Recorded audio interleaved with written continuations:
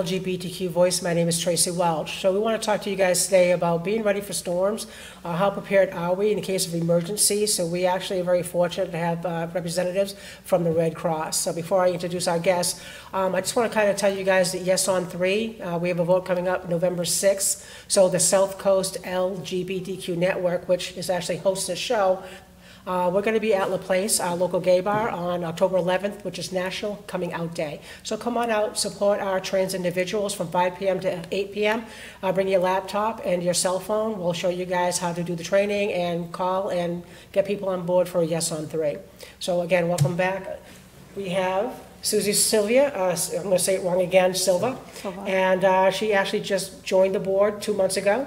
And we have Hillary Green from the Red Cross. So Hillary is from the Cape and Islands and the southeast part of Massachusetts, correct? Yes, yeah, I'm the executive director of the chapter. I'm one of the few staff people, and Susie's a member of our board, which we have about 13 members. So the Red Cross is mostly volunteers. So I'm the rarity. Susie's one of our hordes of active volunteers that make the Red Cross run. Oh, great. So I didn't tell you, so tell us a little bit about the Red Cross. Well, the Red Cross has been around a long time, and in fact our chapter was founded in 1915, so we've been around a long time, and it really started with Clara Barton and the Civil War and taking care of soldiers on the battlefield and families, because not only are soldiers affected by war, but families are. So it all started with connecting that way, and then we got more involved in storm response and things like that, and we're actually chartered by Congress to provide these services. So when a disaster hits, the Red Cross is congressionally chartered to provide these services. However, we get no funding. So we're the American Red Cross, but we're not funded by the government at all. We are funded by the grandmother down the road who gives us $10, and the foundation that gives us $10,000, and the company that gives us $100,000. That's how the Red Cross runs. Oh, wow. Yeah, and we're mostly volunteers. So over 90% of the Red Cross are volunteers. At our chapter, which covers, again, Cape Cod, the islands, and southeast Mass, Plymouth and Bristol counties, there's me, a part-time admin, and a disaster person, and the rest are volunteers. Oh, wow. So, yeah. So, you want to show us your kid, or you want to? Yeah, so, I mean, preparedness, and I always say this, is that preparedness is not very interesting or sexy, because there was, like, the excitement of a lot of our volunteers respond to fires, you know. If somebody's been burned out, our volunteers show up and they help people find a place to stay and help them get their medications and whatever. Preparing for a disaster, besides going to the grocery store the day of, is not very interesting, but it's so important. So what I brought was a kit. There are two things you need to be prepared for. One is a storm that you will shelter at home. Have you ever heard the governor say, no travel, shelter at home? Yeah. Well, what the heck does that mean? That means you should plan to stay in your home without leaving for 3 days. So you need supplies. You need a gallon of water per person per day. You need non-perishable foods like canned foods. So then you need a manual can opener. Yep. You know, you need batteries. You need flashlights. You need a multi-purpose tool. So this is kind of a bag that is small, won't hold everything, but picture in your basement or a shelf in your closet or whatever, you've got supplies, and then you've got things for you and every member of your family and your pets. So have extra leashes and dog food, and you should have all your paperwork, copies of it. So for you and for your pets, personal documents and money, in case the ATMs go down, so you have cash. Oh, yeah. You need a map of the area. GPS is wonderful. However, should the internet go down, or that the emergency managers have said, you can't come down Water Street, or you can't, the GPS is going to go, make a right turn onto Water Street. Yeah. And you can't go there. So you need to have a map of the area to say, so if I can't go down Water Street, where do I go? And maps have become so obsolete now. They have. So the demonstration one I have is from Cape Cod, and it's from Cape Cod Bank and Trust, which went out of business in like 2001. Yeah. But it's so hard to find maps. So really, you can Google your area and just print it out and have it ready beforehand. Yeah. You'd be surprised. You know, the convience stores still sell maps. And gas stations. Gas stations, they do. So just get one. Get one and put it in your emergency kit. Yeah. Have a hand crank radio or flashlight, so that you don't even need batteries. because you need to get a kit so you can shelter at home. And this is more of a go kit, meaning the things you need to do if you grab and go. Yep. To either head to a shelter or immediate thing. But then you need to make a plan. So let's say Susie and I live together. Okay, so something happens, but she's at work, I'm at home. We need to have a plan that if a storm hits and we're flooded, she needs to know where the meeting place is. Yep. So it's a meeting place, and also let's say you're an elderly person, you have no relatives here, but your daughter lives in Virginia. You need to have a plan that, so, honey, when there's a storm coming, this is where our shelters are, this is where I would be, and this is what I need to do. And then be informed means have some type of radio you can listen to, know where your shelters are, know who your emergency manager is. That's the #1 quiz thing that nobody knows the answer to. And then stay in touch. Some of the radios have the weather band on it, so you can keep in touch. Because, for example, the North Carolina storms, it was a terrible storm. It is still a problem. There's still flooding. Yes. So you need to be informed about what's happening. Remember, Hurricane Katrina was the same way. The storm came and went, and you think, oh, great, and then the flooding happened. So it's get a kit, make a plan, and be informed. And you can never be too informed or over-planned because things change. So let's say it was that where Susie was working got flooded and she needed to go to a shelter and I needed to know where she was. Yep. So and know what to do if you have to evacuate. So where are the evacuation places, where are the shelters, where are the roads, and all of that. So it's 3 simple steps, but very rarely do you feel like, you should do it.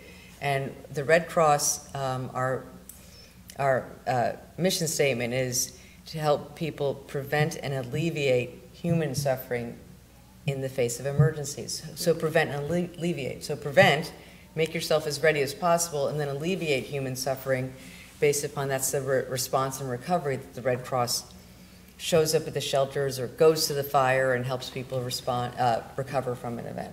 So that's what the Red Cross does. So, like, non-perishables, what do you advise people to have for food ready to go? It depends what, I'm a vegetarian, so there'll be different things, but things that can last not refrigerated. Yeah. However, Spams. Cheese whiz. Cheese whiz. Yeah, so artificial foods, no, that's not, anyway, so I'm not going to advocate for that because I'm a real foodie, but yeah, so things that you can keep, like, again, in the basement or whatever, but you have to check your emergency kit every 6 months. Yeah, so it's 6 months? I mean, we weren't sure because we were like, expiration dates on food, you really don't want to be eating that. It's not only that, but so here's an embarrassing story about the executive director of the Red Cross that, I had my emergency kit and I had 2-gallon jugs and I went down, I was like, one of them was evaporated and it wasn't open. Yeah. I was like, how did that happen? I don't know how it happened, but I need to replace it, but that would have been embarrassing if I had no supplies because it evaporated. So you need to check the batteries, your documents might have changed because you just want copies of everything, insurance policies and passports and driver's licenses, especially if you need to run out quickly, a fire or a flash flood. Oh my God, grab this and go. So you just need to check it. And that's part of it is that people think, oh yeah, I've got my emergency kit. I did in 2014, it looks great. Yeah, I bought an aspirin kit that had first aid, all kinds of stuff in it. Yeah. I said, well, I'll just keep it in my car. Yeah. 2 years later, I said, I haven't even opened it yet. I said, I wonder, all the aspirin's expired, everything else, but the and gauze and the cold in your car, probably the aspirin was just granular. Yeah. Right, now exactly. I figured, now I just threw away that, and I just kept the gauze and all that just in case. Yeah, you just need to check it because we're very fortunate. We haven't had a lot of disasters. So, but that means your emergency kit is expiring. So you need to check it. So. That's maybe the same things when we do our fire detectors. What are you doing once a year? Smoke detectors. Yeah, once a year. Thank you. Kind of put that, as your routine. I mean, I became a foster parent. I had to do an evacuation route. I'm like, oh my God, I didn't think about that. Where do we go? Where do we meet? Where do you meet? Exactly. I mean, exactly. I think that's one of the biggest things. Like you said, you guys living together. Where would we meet? Yeah. Have that plan. And especially in a fire, but that's a different thing, and I can talk to you all about our home fire campaign. I would love to. Because it's amazing how people don't assume. Anybody say hey? Yes, Lucy Silva and Mark Bissett say hello, and Kathy Aruda says hi to Susie. Hey. I'm glad Hi, I brought Auntie. a celebrity along. Go ahead. So, actually, I don't know where we were on the preparedness, and then We were going to go to home fire campaign. I didn't know if we were going to Yeah, you can do that now, that's fine. That's great. Yep. So another part of being prepared is not only for storms, it's the everyday stuff, like you said, as a foster parent. And there's a campaign that when you change the clocks, check your batteries. That's a little old-fashioned at this point because our home fire campaign means we will come to your home, we'll check out your smoke alarms, and if you need any, we'll give you a battery-powered one. And now they're 10-year batteries, and they're sealed. Why? Because everybody here by this table was like, oh, I need a AA battery. Let me take it out of the smoke alarm, and then you forget. Yeah, I'll put it back tomorrow. I'll put it back tomorrow. The kid's toy needs, and then, so then your smoke alarm doesn't work. So now you can't remove the batteries. So we install, we'll come to your home, we'll check it out, we'll go through the home fire safety checklist, we'll help you know a little bit about what you might already have installed. And then we'll give you up to 3 battery-powered smoke alarms that are 10-year life and a CO detector. For free. That's all for free? For free, yes, it is. Yeah. And that's what nobody believes us, but it is totally free. Volunteers do it. What we do is we take phone calls at an 800 number, and then when we get a bunch together, our volunteers say, okay, we're going to have an install day. But it's things like, so you might prepare for a big storm or a flood, but the simple fire safety stuff is things like don't leave something cooking on the stove. Well, everybody knows that, but I walk away from boiling eggs. I don't know about you guys, so. Yeah, we all do, yeah. And it's like, oh, the eggs boiled over, and my disaster program manager's like, Hillary, you're not supposed to leave it. I'm like, really? Yeah, but minute rice doesn't take a minute, and I'll let it boil, and I'll Yeah, come on back. especially you have gas and, Yeah, the I flame have and all that, gas, yeah. Yep, and a kitty. 70 to 80% of home fires are start in the kitchen. So if you just take care of the kitchen, you're going to prevent a lot of home fires. But then there's overloading an outlet, there's smoking in bed, there's space heaters. For example, we call it fire season in the winter when people maybe of low income and can't afford their heating bill have space heaters, and they're too close to curtains or whatever and fires start. And then they don't have the resources to recover. So the Red Cross is there to give them a place to stay and some funds to get it going. Well, same thing we just talked about in the winter, we were talking offline. So offline, guys, the youth from the youth center helped do research. And you have a dryer in the basement, you gotta make sure the vents are cleared. There's just certain things that we just have to make sure every winter that we're just doing, you know? Yeah, because in the winter you're much more enclosed too. The windows are closed and all that, and you're right about the dryer. Yep. So the home fire campaign, the Red Cross goal is to decrease the number of injuries and fatalities from home fires by 25%. Now, a smoke alarm doesn't prevent a fire, it helps save lives and gets people out. Right. Now, how long do you think you have to get out if you hear your smoke alarm? Well, 3 minutes. Yeah, about Close. less than 2. Yeah, less than 2. People might You say, don't see me walk yet. yeah, I don't do stairs very well. yeah, well, so just get the heck out. Yes. We got a question. Oh, we have a Okay, question. Sorry. yes. Okay, so Brittany Patel would like to know, the fire safety program is available for everyone or just members of the LGBTQ community? And can you post the contact information for referrals? Sure, good question. You guys, we're called the LGBTQ Voice.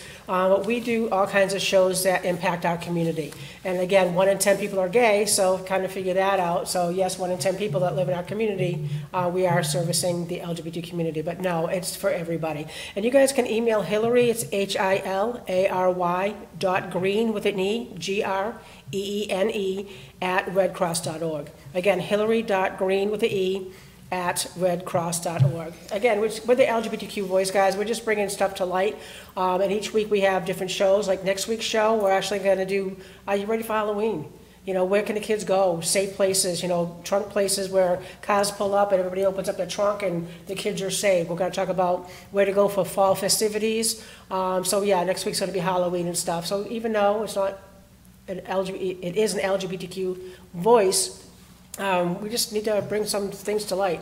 And this week we wanted to kind of talk about some safety in the community. Tornadoes, God help us, we don't have that many, but hurricanes, winter's coming, we're going to talk about fire and stuff like that. But good question. If you guys have any more, don't forget, if you're shy, you don't want your name on the show, you can email me at Traci at sclgbtqnetwork.org, and AJ will put that up so you don't have to freak out and write really quick, because you know I talk fast.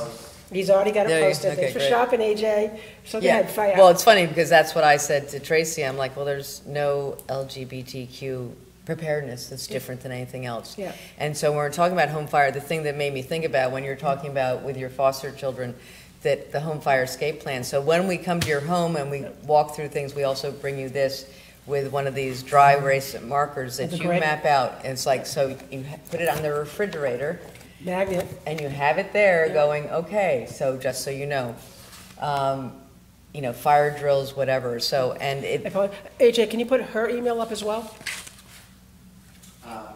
Sure. Could you tell me it again? Yeah, HILARY.green, GREENE, @redcross.org. but let me also tell you the 800 number to get the free smoke alarms. Yeah, if you want the smoke alarm, we get that coming too. 1-800-NOT-HOME. Just kidding.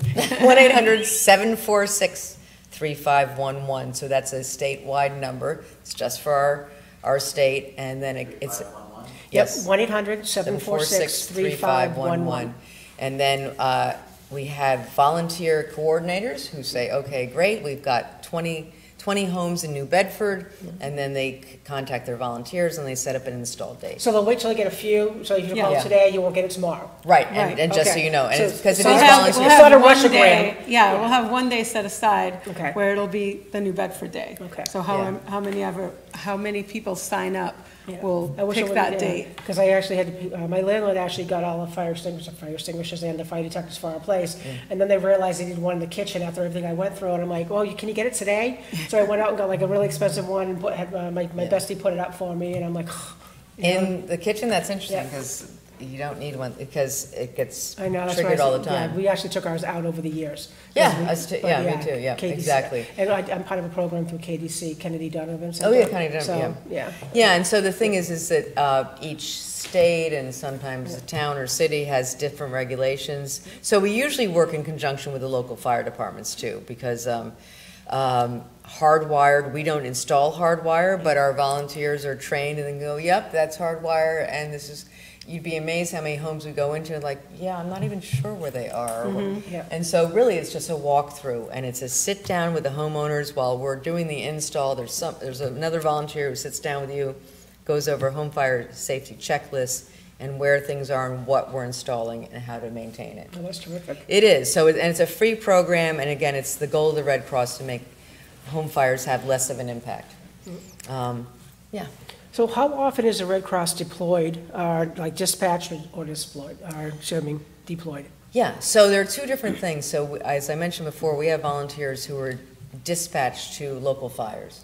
So either working with the emergency manager, the New Bedford Fire Department, a 2-alarm or more fire happens, they contact, in each city or town or county is different how they dispatch, and they contact the Red Cross. And we have dispatch volunteers who then, it's all electronic, and then they say, okay, who's signed up to respond? And they send people out, and they go with what we call CAC cards, client assistant cards, and meet with people as the fire department has made you safe and put the fire out, and then they drive away. Then our volunteers are like, so Tracy, what do you need? Do you need a place to stay? And then we literally load funds onto a debit card based upon your needs. So that's being dispatched to local responses. Or even a major flood happens just in a community in New Bedford, our local volunteers respond. And even though we don't have a building in New Bedford, we have local volunteers. And that has never changed. No matter what the name of my chapter is or where we're located, Red Cross volunteers are in every community. Being deployed means signing up to get deployed in North Carolina right now. So we have something called national availability. They go into the website and they say, I'm available to be deployed for 2 weeks. These volunteers sign up to be sent somewhere for 2 weeks minimum. And they get, the lucky people, they get to stay and sleep on a cot, work for 18 hours for free, and help people recover from air. 2 of our ERVs, which are emergency response vehicles from our chapter, were deployed to North Carolina. So volunteers drove them down there, and they're using them to deliver meals and clean up supplies to the area. So I'm sorry, so the volunteer would say, listen, I have these 2 weeks in July, Yep. and if nothing happens, then I don't go anywhere. So it's Yeah, so, predetermined 2 but weeks? also so the nice thing about storms is we usually have warning. So they'll say, hey, Hurricane Florence is coming, please put your availability in Volunteer Connection is the website, Gotcha. and they put it in there, and they're not going to deploy you unless you have 2 weeks that you can do it. Sometimes it's 3 weeks. Last year with the 4 hurricanes and Puerto Rico, and Well, some people they're ended up still being there, recovering. 3 weeks, and sometimes redeployed. It's amazing what these people do, and they give up their entire lives to do this, and that's national deployment, which is different. Then the Lawrence Andover, North Andover, Oh, the gas leak? yeah, so that was a deployment also. So we had 9 volunteers from our chapter and 4 of our vehicles head up there. And then also we had volunteers come from New Hampshire and New York and Connecticut to help, because that was not a one-day response. We just closed the recovery center on Friday, and we still have casework open, 300 cases open that our volunteer caseworkers are doing. So it's hard to say. New Bedford is unfortunately a very busy fire response area, so the Red Cross is actually very So why responsive. do you think that is, I guess, compared to somebody else? Well, because cities overall have higher response rates because Houses are so close to each other? and multi-unit Yeah, And it's more populated Yeah. than a More small town. and lower income. Actually, as I said, sometimes heating's an issue. yeah. So that's it. And then, let's say, a more wealthy block has a fire. They might not need us. They have a place to stay. They have the money, whatever. So usually we end up helping the people who just don't have the resources. Like, I just lost everything. I have no place to go. I have no family in the area. Okay, we load on funds for a place to stay and clothing, and we have our health services volunteers help you find, get your medications renewed and all of that. And then we don't leave you alone after 1 or 2 nights, because that's really all our funding does. But then our caseworkers say, okay, here, now contact this housing agency, contact, what's your insurance situation? And that's what our caseworkers do. We work with, you mentioned, Puerto Rico. We work with people for years. So that's it. We're a referral agency, and we're connected to the community. So we might not provide all, but we're like, okay, here's who you need to go to, and that's what our volunteers are trained in. Let's just talk about volunteers. Susie just joined the board 2 months ago, and she lives in New Bedford. So tell us why you said, you know what, today is the day I'm going to join the Red Cross, and how you got involved with that. Hillary's been browbeating me for 5 years. I'm persistent. She's tenacious. I guess for all the reasons we just talked about. There are a lot of volunteer programs out there. There are a lot of people who want to help. Red Cross has been around forever and continues to do such a great job. I think that they're very underrepresented in this city. We've had over half a dozen house fires here already this year, and who has seen them? A lot of times they get deployed in the middle of the night. They help people get back to a hotel, or they help them in the first few hours. Nobody really sees any of that. So, and when Hillary talked to me about the home fire campaign, I thought, this is crazy, but it's a free service that none of our residents know about. And I was born and raised in New Bedford. I lived in Boston for about a decade, but when it was time to buy a home, I came back here. I love it here. And it's really, having worked with Hillary about 6 years now, if not 7, it's just crazy that the word isn't out here. So this was a great opportunity. Hillary and I have been talking about New Bedford Guide, and then most recently, when I finally joined the board, the thing about volunteering and about joining a board like the Red Cross is it's never a good time. Yeah. We're always busy. This is my 3rd board of directors for a nonprofit, and I have a full-time job, and I travel 2 hours a day to work, my full-time job, but it's never a good time.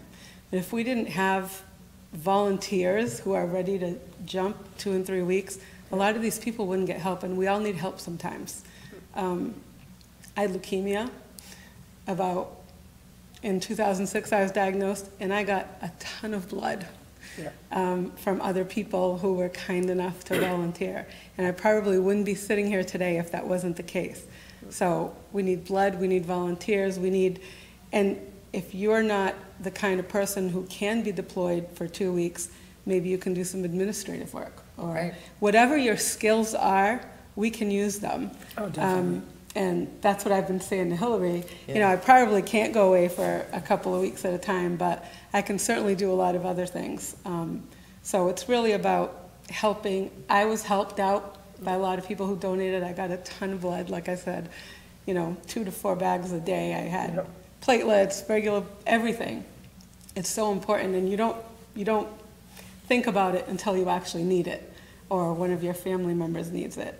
And certainly the Red Cross has been a supporter of, even internationally, watch any old war movie. Oh, yes. Oh, yeah. You always see the Red Cross truck in the back and the Red Cross nurses, and it continues only because people give up their time and their resources and their blood. And their money, and yeah. their money. Yeah. So anything, maybe you don't have the time, but maybe you can, Write a check. write a check for $10 a month or Mm-hmm. something. And I think when we get the most traffic is unfortunately when we have a disaster. Yes, yeah. That's So- when everybody remembers the Red Cross. Oh, yeah. How many members joined after the hurricanes in Puerto Rico? Oh, yeah, And then our kind of chapter dropped alone off. had 325 new volunteer applications, which was overwhelming to process. And even now with the North Carolina, and the Lawrence explosions, Yep. we have 10 brand-new disaster volunteers who immediately want to help. Yeah. Yeah, So now you're based in Hyannis? yes, yeah, that's where our So I office know, is. Susie, you're in New Bedford. Do you have to go to Hyannis for the meetings? Is there a local I place to work meet in at? Hyannis, but I Oh, live that's right, here. airport, yeah. So I work in Hyannis, but I live here, but we have chapter meetings all over. Yeah, so we just had our first board meeting this fiscal year at Bristol Community College in Taunton. Okay. Mainly for the casino lab, but no, anyway, but also it was a lot Going of fun. gambling? Yeah, and then, because one of our board members is an adjunct professor at Bristol Community College, and it was also had a computer lab, so board members could learn to do things. And then the next meeting is going to be at our Dead and Blood Center. So speaking of blood, we have a lot of blood drives in the area. So ways people can help in a disaster for like North Carolina, they don't need to be deployed for 2 weeks. They can give money or they can go donate blood, because think of any disaster, blood drives don't happen. Yeah. So that area, The only thing about the blood drive is they don't take LGBTQ. A lot of they don't take gay men. gay men. Well, But no, okay, and I don't want to get into details, but it's yeah. gay men who Yeah. haven't had sex so it's changed, and that is not a Red Cross thing. That's, Yeah. yes, that's. Most definitely, but It even is. though the LGBTQ voice, your mom may not be gay, your brother, your sister, your best friends, get them to donate, guys. It's really important. Like I said, Susie may not have been here today if people didn't donate Right. the blood. Yeah. And the Red Cross supplies 40% of the nation's blood supply, and it goes where it's needed. So, Even our local hospital. yeah, exactly. So you do a They blood don't drive in hoard this it area. somewhere and, yeah. So you have a blood drive in this area, they look at local needs first, but if it's not needed here, it goes where it's needed, which means it doesn't go as much waste. We have this neat blood donor app, and I'm a blood donor, and it tells me where my blood went. And Oh, that's like one time I cool. went to Yeah, a it's cool. cancer patient in DC, and sometimes people are like, oh, I wanted to stay local. Well, not if it's not used. Yeah, it's got to go somewhere. You can't just let it die. I mean, Yeah, let it exactly. die, So, right? and then people like Susie, we have a blood donor ambassador who had the same thing. It was actually the Boston Marathon, the transit cop who got shot. His wife always tells a story. He was in the hospital and just saw the boxes of Red Cross blood heading to his room. And it's like, yeah, so how can you not support an organization that, and who cares where it came from? Yeah, no kidding. Right. People are like, oh, yeah, so anyway, but we do a lot of blood drives in the area, and the South Coast Hospital Group uses us for their blood drives. The South Coast actually does a TV show too, as well. Yeah, they're They're great. They're on the New Bedford Guide as well. Oh, good. So, how many Red Cross agencies are there in Massachusetts? Well, so we're called chapters. We're at the Cape Islands in Southeast Mass. All We're located in Hyannis. There's the Northeast chapter, which is located in Peabody.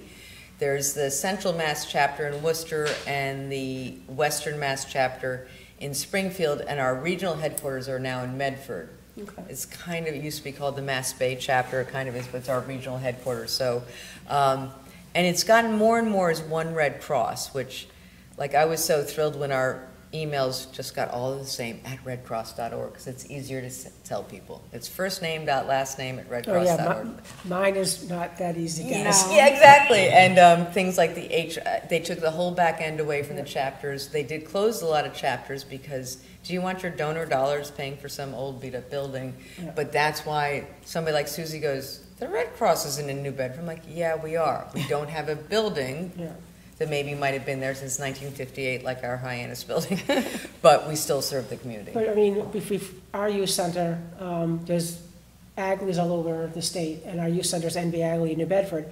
And on Hyannis, it's Cape and Islands Gay Straight Youth Alliance, Yes, which yep. is Sigsia. Sigsia, yep. But before we Right got near our our chapter space and house. Sigsia got their space, people be at churches, wherever you can go. You can figure out, say, you know what, we're not gonna drive to Hyannis, we can have a quarterly meeting, let's just meet in New Bedford. Yes, Go yeah. find a local church, go to a local wherever, Yeah. and just have that meeting. So Yeah. people think, oh, I don't have a time to drive to the Cape or. the Right, Medford. or the Right, Red right. Cross has left my community. So the best example recently is we had a Brockton building for many, many years. It was so run down, it was embarrassing.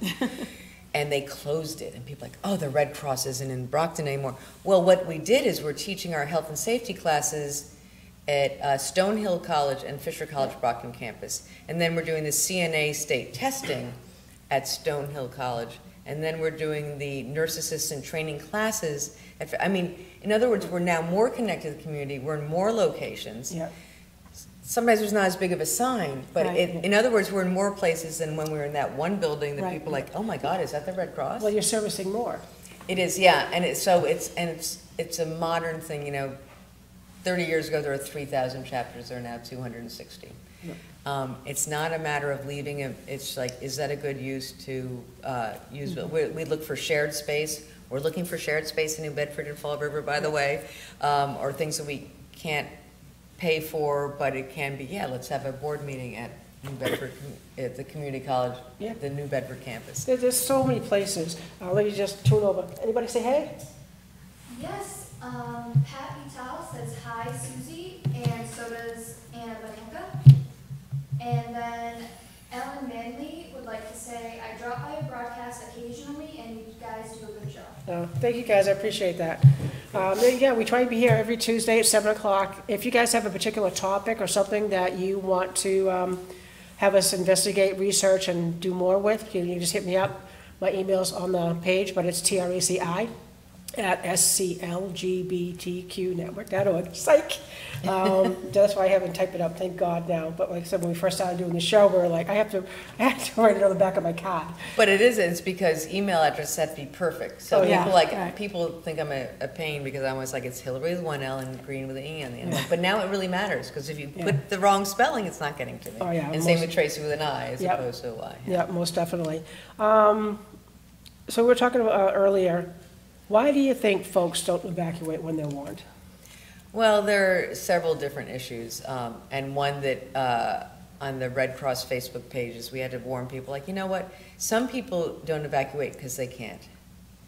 They don't have a place to go. Yep. They are incapacitated in some way, or they don't want to leave without their pets. And there are animal organizations that sometimes are set up in shelters. So part of being informed is find out if your shelter accepts pets. It might be a no-brainer. Great, I can make sure you have cat carriers and dog leashes and all that. And others think, like on Cape Cod, Hurricane Bob was 1991. It's not happening. And with the most recent storms in North and South Carolina, there were people who are like, it hasn't happened. And so those are the people we have a problem with because first responders put their lives at risk to rescue you when you're flooded. Or how about they close the bridges and you can't Yeah. get over the... Yeah, but and you need to know that. Yeah. The bridges to Cape Cod close at 70 miles an hour, so you have to know that. But yeah, so there's some good reasons and there's some really bad reasons. And to just think that you're going to take your chances, you are putting other people's lives at risk who are coming to rescue you. So one of the things we were talking about when we were doing our research is find out about hotels that are pet friendly ahead of time. Yeah. Maybe go every 3 months and stay there, so you kind of get the lay of the land, understand where they're at. So when you need a place to go, you have that place to stay. You were talking about, we talked about Hurricane Bob Day earlier.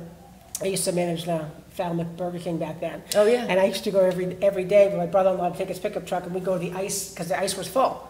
And we'd go every day and get the ice, but we were selling grilled cheeses for weeks because people had no power. We couldn't get food. Yes, yeah. So we finally got cheese. We had cheese and we had Whopper buns. Grilled cheese! Who wants grilled cheese? Who wants grilled cheese? People were just coming for grilled cheese. I couldn't believe it. We're just like, grilled cheese. Yeah, my mom was in West Dennis, and she went to her favorite restaurant for 7 straight days because they had a generator or whatever. You're right. And the other thing that cracks me up, speaking of my family, is so those March storms, we had 3 or 4 of them. And some had a lot of snow, but they all had a lot of wind. We lost power. And my brother's like, yeah, I had to throw out a lot of food. I'm like, it was a snowstorm. Yeah. Take a cooler, An igloo. put your food in it, and put it outside. Now, in hurricanes, it's harder because then food does spoil. But there are power outages, things. So again, you can go to redcross.org and look all these things up. But power outages, so if it is a summer storm and you're worried about spoil, don't open the refrigerator, but still get a cooler and get ice. The other thing too, it said before the power goes out, turn off your fridge, turn up the freezer, let it get colder. Yeah. And don't open it. And don't open it. And I unplug never things. thought to turn it up. I just said, don't go in the fridge. Yeah, Don't go in the fridge. Don't need anything. And unplug things and keep one thing plugged in so when the power doesn't, that light's on, power must be on, so it doesn't just blow everything up. Yeah. But yeah, there are things, and you should assume you're going to lose power. Yeah, I had one of the Tedeschi's in Fall River, and the transformer blew off the wall when the power came back on. I just overlooked. I said, "What?" Because everything was. Gone right off the wall. Right off the basement. I went down, just gone. Right, because you probably had big refrigeration. So again, that's what he said. Shut off your circuit breakers. Yeah. So find out what's going on. Save us. We talk about the gas. Yeah. If you guys know what's going on, know how to shut off your gas valve at the house outside. Yes. I think we need to be more prepared, and that's one of the reasons that me and I call them the kids, even though they're over 18. We say, what shows should we do? What are we working on? And winter's coming. We see our elderly out there shoveling all the time. Make sure they're okay. Take breaks. Yes, you don't have to do it all the time. Guys, I'm fat and happy. I say it all the time on our show. I go out and shovel a little bit. I'll go back in. I'll shovel a little bit more. If my cold clothes are all wet, then I'll just change my clothes real quick. And be a little bit more prepared. Make sure you have your know your neighborhood. You're bringing up a great point. Yeah. Know your neighbors. Yeah. Maybe you can help them, and maybe they Where can I help live, you. one of the neighbors next door, they're good. Oh no, But maybe one of them has a snowblower too. Yeah, my landlord does, thank God. But I think we just need to be a little bit more prepared. On our network, we actually work with Fairhaven Council on Aging as well. So I want to make sure that I give them the information again about the fire detectors and stuff like that, because a lot of them are fixed income, low income. So when doing a show like this, even though it's not a gay-related show that we're doing, if you guys know anybody at, that lives alone, make sure you say, hey, listen, I got this program for you. How can I hook you up with them? They can come to your house and make sure that you're set. If that's all you can do for your neighbor, it's worth it. Again, it's Hillary.Green at redcross.org. Yeah, and you bring up a great point is that some cities and towns, and I don't know, whether you live in New Bedford or Acushnet or whatever, have a vulnerable population list. So sometimes the emergency manager, or the police or fire know that in certain areas there's elderly or they can't drive. But don't assume that your town or city has it. If you know your neighbors, that's great. Yeah. And and if you are elderly, make sure you have a plan that your nice neighbor Susie is there and says, hey Susie, you know what, if I get snowed in, I can't get out. Yeah. And then she can help out. But I love it. Your boss says, you have to get to work right now, but you got to eat feet of snow. I love that one. God help me. I can't. Yeah. So you said earlier that the most common relief is fire. Yeah. Let's see. And the food pantry that we had. Yeah, it's interesting because when I first met Susie, I said, well, we have a New Bedford food pantry. She goes, you do? Yeah. She goes, there are a lot of food pantries in New Bedford. So we used to do every week because we had the building. Then when we got kicked out of the building, we do a mobile market just one time a month. And so few people come because probably the other 3 weeks they needed to find other resources. Right. Yeah. But it was something that we did, and the volunteers who were involved in that were more into feeding people, not... And, a food pantry really isn't the Red Cross mission. Yep. But we have a huge Boston one, too, that it serves thousands and thousands of meals. So it's something that is unique to the Massachusetts region, that we have food pantries and we feed people too. Well, there's our New Bedford Street Sheet Guide, and it's a piece of paper, and AJ has mine. I gave it up a couple weeks ago. I haven't got my new one yet. And it tells you where you could eat every day, breakfast, lunches, and dinners for free. So I believe you can get it probably at Town Hall. I know Marcia Pina Christian from the Human Relations Commission was on it a while ago, and she said she had some there as well. I just liked it because it folded up in my wallet. I ended up helping somebody one day, and I said, oh, you know what, you need something to eat, wait, pull up my wallet, and, I pull up my little piece of paper, and, these are places to go. Tedeschi's, when we had Tedeschi's, they actually had donation boxes on each counter, and each one of us, each store would find a place to donate money, and they would to the food banks, Yes, great. And some of us had boxes that we would bring the food. And there's another resource that is not run by the Red Cross. It's 211. It's the phone number that the United Way runs. So it's just like 411 or 911. You dial 211 and say, hey, where's the closest food pantry? I need food for my family. Oh, that's terrific. Do you guys hear that? 211. 211. Yep. And they will help you find your local food pantry, which is terrific. Yep, or other resources. Like we get a lot of calls from homeless people saying, hey, I need a place to stay. Well, unfortunately, we only do disasters. People go, it is a disaster. I understand. Yeah, it's 10 degrees and I'm cold. Yeah. So, and then we can do shelter. But if it's somebody who's, homeless and needs a place to live, unless they got burnt out, so we refer to them 211. And then also, if I can talk about our apps too. So we've got, anybody who has a smartphone, we have different apps.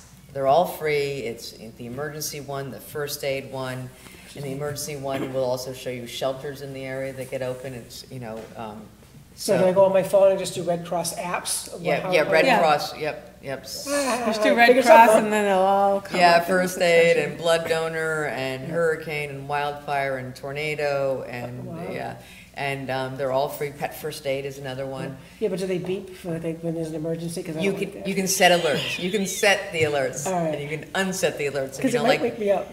Well, the tornado one's the scariest one I've ever heard in my life. So I think it comes up like, woo! Oh my God! That would definitely scare me. Yeah. So we were talking offline. So why are we told to fill our bathtubs with water? Well, that was something your students found out, and it's mainly to have some fresh water, because if your water gets turned off, floodwaters are extremely unsafe, and then can contaminate the water supply. So even if the water doesn't get shut off, if the floodwaters flood the reservoir or whatever, you're not going to want to drink it. So it's used to flush the toilets, to heat up, to bathe or whatever. But yeah, it's just so you've got some fresh water that is not contaminated. Anything else? Nothing yet? Okay. All right, so I was going to talk about flooding real quick, because it's that time. I mean, you haven't traveled down Route 18 when it's a flood down there. Again, find out where your circuit breakers are, shut them off, turn your gas off, be prepared for the storm. But result from rain, snow, coastal storms, storm surges, and overflows of dams and other water systems, you want to make sure that you're prepared. Develop slow or quickly flash floods can come with no warning. Yes. They can cause outages, disrupt transportation, damage buildings, and create landslides. If you are under a flood warning, find safe shelter right away. Do not walk, swim, or drive through flood waters. Again, I can see people down 18 all the time. New Bedford Guide actually will post it. People will post videos of people stuck. And I'm like, we all know what happens. Yeah, we know not to go through that area, and sure as enough, what's the difference between a watch and a warning? I think it's and then I like this quote, turn around, don't drown. Yeah, Just 6 inches of moving water can knock you down. And 1 foot of moving water can sweep your vehicle away. Stay off bridges, over fast-moving water. Oh, yeah. Determine how best to protect yourself based on the type of flooding. Evacuate if told to do so. Move to higher ground. And if you can't, stay where you're at. There's FEMA has a flood map service. You can kind of go on, you put your address in and kind of tell you where you're at with the flood. There are different zones. Yeah, for different zones. Learn your evacuation routes. I think it's always funny when you see a sign off Cape Cod, it says evacuate this way, evacuate that way, but if you guys are lucky, you're bridge, not on Cape Cod. Cape Cod, there's one way, but New Bedford, you probably have multiple evacuation routes. Yeah, I lived in the Cape for 18 years before I moved to New Bedford. Yeah, no, the evacuation route it's just funny, and the roundabouts get on in the 6, Cape now, I think I could just go in circles and go back the wrong way. These new roundabouts are killing Route me. 6, I think one of the things we talk about being prepared is, we didn't think about it earlier, medications. Yeah. You know, So- make sure you have them, you know, especially if Yeah. you know a storm's coming and you only have, we all wait till tomorrow when we know we only have 2 days worth of pills to get. Yeah. You know, Yeah, or so we're you gonna should go have there, oh, I extra can go tomorrow medications after in. work and I'll just wait. You know, Yeah. you can't, we can't wait for that medication. And you should have at least a 3-day supply. And even if you're going to Yeah. a shelter, imagine you're going to stay there for 3 days. And the other thing to remember is that with the flooding, is that almost half of all flash flood deaths happen in vehicles. Yeah. So you think, oh, I can get through this, and it's a flash flood, and you're stuck in your car. Don't forget the needs of your pets, you know, Yeah. I have a cat, but when I kept seeing all the pictures of the pets down in North Carolina that people left behind, you know, and then the cages and the whatnot, you know, we took responsibilities to have our pet, we need to figure out the responsibility of how our pet's gonna survive these storms. So if a flood came, what would you do? And so instead of ignoring the evacuation, if you ignore the evacuation order, but then you have to assume you're going to be flooded, so what would you do with your, so you have in the carrier, Yeah. how do you get it? Yeah, and you're right. It was amazing how many animals, but it happens in every storm. Yeah, I mean, we're gonna get more floods and snow than we are probably Yeah. hurricanes and tornadoes and everything else around here. But purchase and or renew flood insurance policy. Yeah? It typically takes 30 days for a policy to go into effect, so don't think that the storm's gonna happen in 2 days, I get my, Yeah. I call Oh, I my better get insurance flood, up and, oh, yeah. I'm gonna be covered. And homeowners insurance does not cover flooding. Get flood coverage, and it says, basically on my notes, Yeah. it says National Flood Insurance Program. Keep your documents waterproof container. Yeah? You know, That's a great create a idea. password-protected digital copies, protect your property, move valuables to higher levels, declutter drains and gutters, Right. around install your- check valves, consider a sump pump with a battery. I just think, you know, some of these things are just common sense, but some of them are like, oh my God, when we get to a situation, we kind of freak a little bit. What was I supposed to do? I mean, you know, Yeah, or back you're- in the and day, you- stop, drop, and roll. We all remember that, we were kids, right? But Yeah. now we're And like. you can't do it a day in No. advance. You cannot do all these preparations a day in Yep. advance. You need to do it when it's boring and there's no chance of a flood, but you have to do it, yeah. In my car, I mean, for the job I used to have, I went to a trade show and I got one of these little things that can break the glass in my car. Yes, yeah. If I you're, keep it in the car, it cuts the seatbelt. yep. How many people drive because they can't get out of their seatbelt, something happens, they're stuck, Yeah. you know, I mean, people like, you keep that in your car, I'm like, yep, God forbid that one day you'd be like, I'm ready. My mother does too. You know, in my I car, do too. I have one. Yeah, it's true, because, you know, you hear, if your windows are up, again, flash floods, the word is flash, it's sudden. You Yep. don't have a chance to react. one thing I thought was funny when we were doing our research, guys, is, when you get home, animals have gone into your house. So watch for snakes and other animals. Yeah. You want to be prepared, you want to wear gloves and boots, make sure you have, as Susie's like, oh crap, you know? It's true. Be aware of electrocution. If you didn't shut your panels off when you left, don't just walk in and, No. you know, don't think that, you know. Water and electricity do not Oh, yeah. mix. It says avoid wading in flood water. It contains dangerous debris and contaminants. And use a generator only outdoors. I mean, there's a lot of things that happen and people bring it Yes. indoors, they think they're safe. It's like, I have a Weber grill. Yeah, You know, it's- I'm not gonna be bringing that in with my little gal. I It's thought not about a it one source day and I'm of- like, yeah. oh, and I'm like, no. It's You not know? a source of, yeah. Yeah, there's just some, let me just do a quick time check. No, we got 10 minutes, so we're good, 11 minutes. So in your kit, is Yep. there a first aid kit as well? I mean, Yeah, what- there's a what whole kind of- bunch of things. There are things, you know, I just have samples of like Ooh, perishable food. No, yeah, it's probably That was expired. Girl They're cookies. probably expired. No, it's probably expired. Yeah, exactly. You know, I've got a leash and a collar for my dog. I've got this is a safety tube. Things like a whistle and a light stick. You might think, well, you know, so if you're trapped in your house and the National Guard or whatever is coming out, you might want to whistle, say, hey, I'm here. Yeah. Because another thing, if you're elderly or you are leaving to go, you know a storm's coming, but you've got relatives in Connecticut, you're going there, let somebody know. So they don't spend time checking to find out if you're there and then, oh, you're not answering the door, are you okay? And we've got, this is a type of water, you know, it's just different types of ways to store water. This is a battery-free flashlight that you hand crank. Yep, and because it's time, and you know, an extra power cord for your phone. And what was it? What I'd like to find? Oh, I can't. But you've got, you've got extra medications in here. So when you said the multi-purpose tool, is it like a screwdriver wrench combo? Yeah, kind of yeah, thing? I've got a little one here, but what do they call them? I'm not a tool belt lesbian. What is it?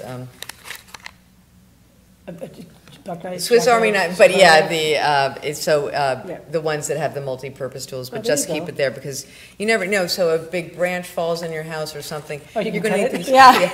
not with this, not with this thing. But to move it, so the other thing. Yeah, that sounds like me. But then also things like the big work gloves and stuff, so you can clear things. You know, batteries, your documents. For extra blankets and some of those space age blankets that like marathon runners get, it's amazing how it traps the heat and it folds up to be this big. Yeah, they're tiny. Yeah, so you need to, so this is also a bag that you can grab and go when you're running out to go somewhere. Sunblock and insect spray for if you're exposed to the elements. You know, people had to get out of their house in floods. So yeah, it's just whatever you need for your family and your needs. But then also I picture that if you have a basement or a shelf, you know, here it is, and check it. Don't forget to check. And first aid kit's very important. And one of the things in my car, I have, I always keep a blanket, and I have the snowshoes, the big 2 yellow snow things just in case, so if I get stuck somewhere, I can just kind of put them underneath. And before they came up with that, I used to get big bags of onions from when I used to order Burger King. Yeah. We get like 50-pound bag of onions. You save the bag and you leave it in the back. So if you're stuck in the snow, you throw the bag down, and that helps you with your traction. It's Oh great. yeah, and I have little orange metal things that I can stick underneath. Yeah. But yeah, so you need a home, a car bag is a great idea too, especially what you guys have, which I don't, which is to cut out your safety belt and your seat belt, and then also to do the Well, you have window. your knife, but if it's in the house, you No, this is my home kit, so that's not going to make good That's in the to car. cut trees down. Yeah, Multi-purpose tool. yeah. I like the manual can opener. We talked about, I don't know if we talked about Yes. this, we talked about it. If you offline. if your food is in cans, which is really the best way to do, because you have vegetables and really good food. But if you don't have a manual can opener, you can't open them. No, or you can with the hammer and the nail and the screwdriver. Well, it's true. If you have the multi-purpose tool, you can call me and I'll come over and open them. I like the thing that we talked about earlier, matches, the whistle, rain gear, extra clothing, hats, sturdy shoes. But not candles. Do not use candles. For at home? Well, yeah, for light, you should use batteries and Oh, flashlights. in and stuff. general, no. So matches are yeah. fine, but you really shouldn't Yeah. be lighting things in a disaster. The other thing, we always say everybody go to like Home Depot and Lowe's to get all the bundles of wood. Get them now. You got a basement, you have a shed outside to secure your windows. Again, it costs you a little bit now, but I'll save you in the long run. If you break your windows, now you're freezing. Yeah, You know, no, and just a few I've things here got and duct there. tape in here. Duct tape solves everything, as everybody knows, Oh, yeah. but really. The miracle cure. It is. And again, just be inventive. There are so many lists. MEMA, FEMA, Red Cross, get a kit. Some of it's common sense, but make sure you've got just what you need for your home and things that you might not think about. So on Facebook, guys, when I was doing our research, this Mass Response is actually a Facebook page. When you click on it, it actually tells you can go, basically it's mass.gov. And I actually went and printed out this amazing chart. And it's Family Emergency Action, Family Emergency Contact List, Emergency Preparedness Kit, and record where your family spends most of their time. And know the specific emergency plans for the areas. It's 1, 2, 3, 4. You can fill it out, photocopy it, put it in your kid's book bag, put it in your glove compartment in your car, put it in your emergency kit. Yeah. Guys, we don't remember phone numbers no more. When we were kids, like, let me call Johnny, 1-800-1508. Now I'm like, I know my mom's phone number. Yeah. My son is 364, maybe something, don't know.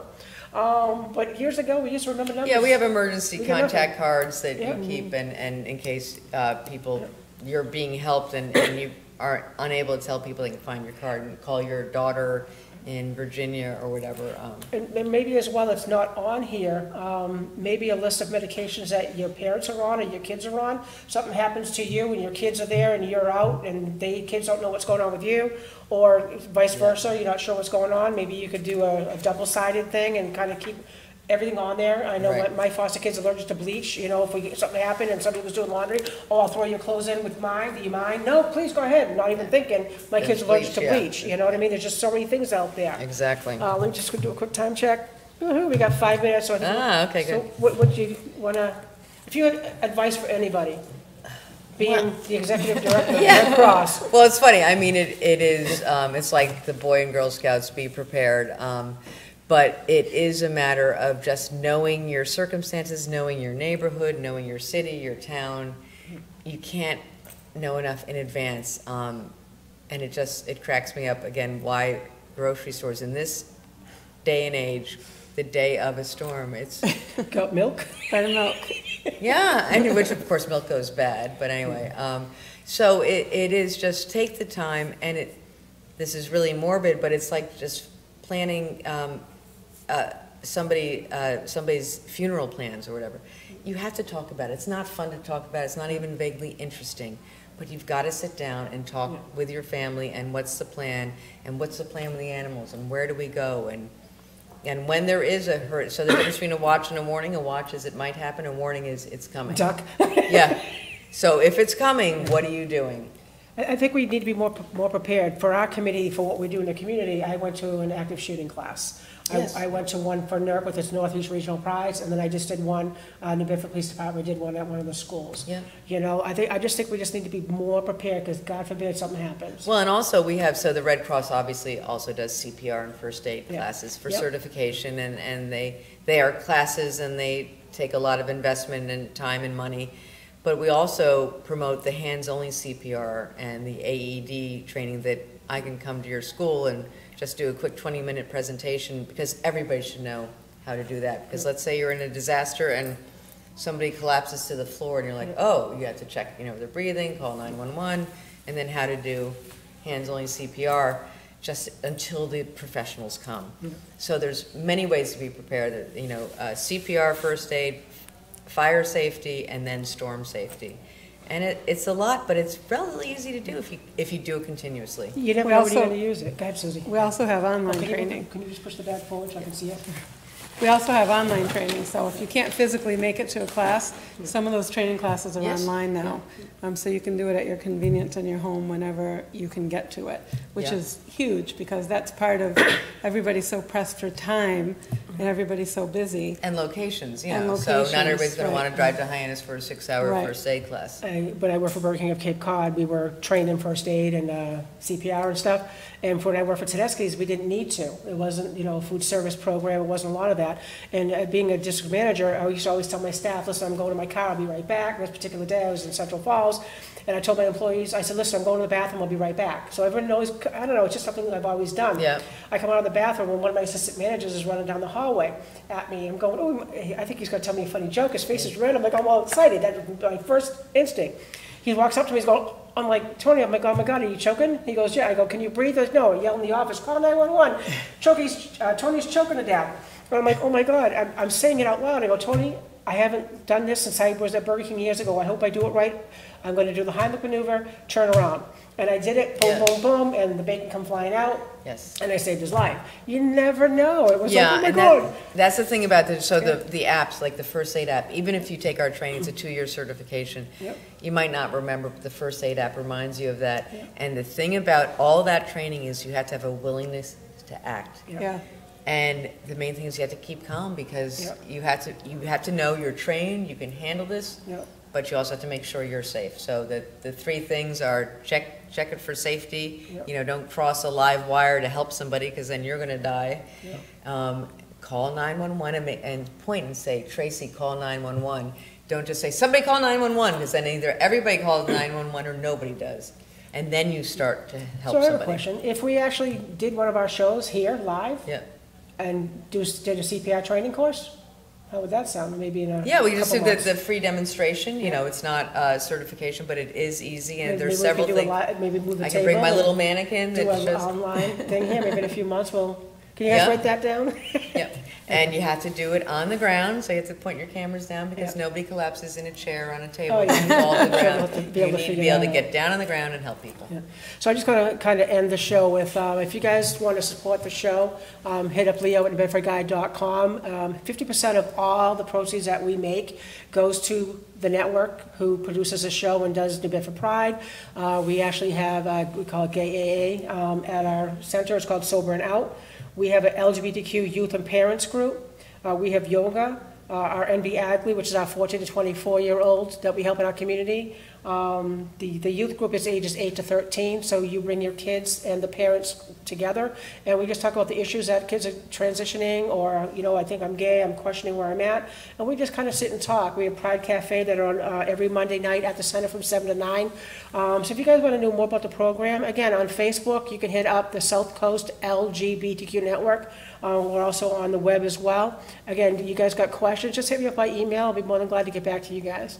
And next week, we're going to be talking about Halloween and what's going on in the community, fall festivals, things like that, and safety for our kids and people in our community. So we'll see you next week. Take care. Bye now.